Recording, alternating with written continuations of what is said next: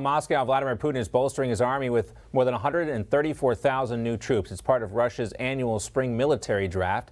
Last week, NATO officials also said they believed Russia had lost nearly 20% of its fighters in Ukraine. Also, we're hearing that Vladimir Putin's poll numbers are seeing a boost since this war in Ukraine started, according to an independent pollster in Moscow. You can take this with a grain of salt, I guess. His approval 14 points higher than it was in January. Joining us now to talk more about all this, Newsmax contributor Fred Fleitz. He's also the vice chair of the America First Policy Institute for American Security. And with us today as well is the national executive director for the Association of the U.S. Navy, Jason Beardsley. Fred, Jason, great to have you both with us.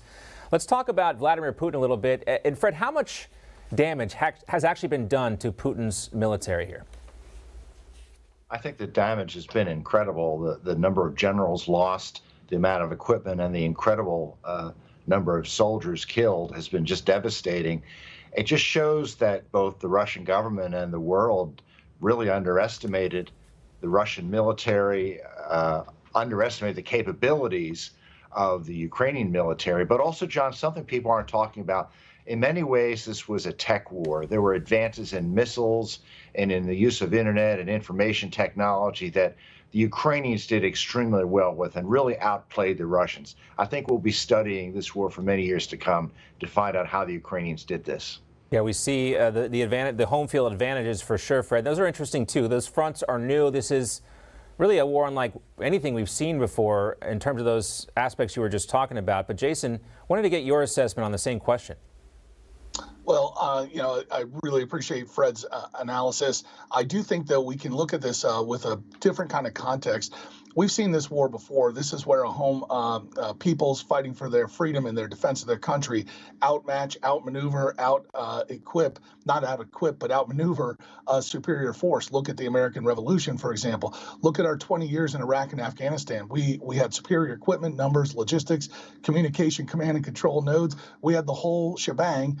And for 20 years, got hammered on the roads, IEDs, sniper attacks, because we weren't really fueled by some grand idea or scheme. What were we doing there? I know that from personal combat. So a lot of analysts and pundits are counting machines and tanks and equipment and numbers and tech and not taking enough time to slow down and look at the human conditions on the ground. What I think we're seeing in Ukraine is the exact thing that the United States needs to take away from this. A people fueled by big ideas has the capability to put up a fight against a inferior, superior force, superior numbers, inferior in will. Let's also talk about these poll numbers for Vladimir Putin. Fred, what do you make of these? I don't know how one could take polling inside Russia seriously. But look, I know that the propaganda is winning a lot of Russians to Putin's side, but still there's a lot of suffering among the Russian people. The elites know what's going on, and I think this is causing Putin's reputation and his hold on power. It's affecting it. He's trying to make himself coup-proof. I don't know how secure that is, but I imagine that his major supporters are getting very nervous about this war, and they're looking for it to conclude. Yeah, from what I understand, Jason, that there is still some support for Vladimir Putin in the rural parts of Russia, but when you get into the more educated urban areas in Moscow, that support is eroding. Well, Fred's right. I think there's a lot of resentment inside those superior Kremlin and Duma type characters.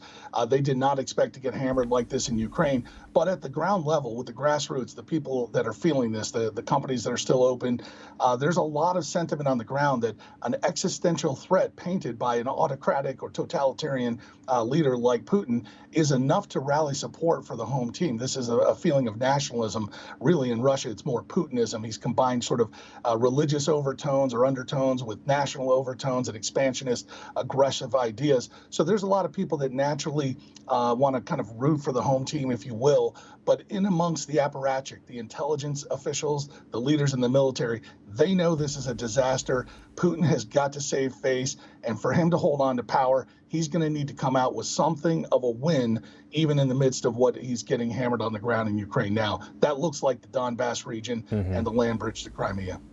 We'll see what happens. Gentlemen, great to see you both. Fred Fleitz, Jason Beardsley, we appreciate your insight and analysis.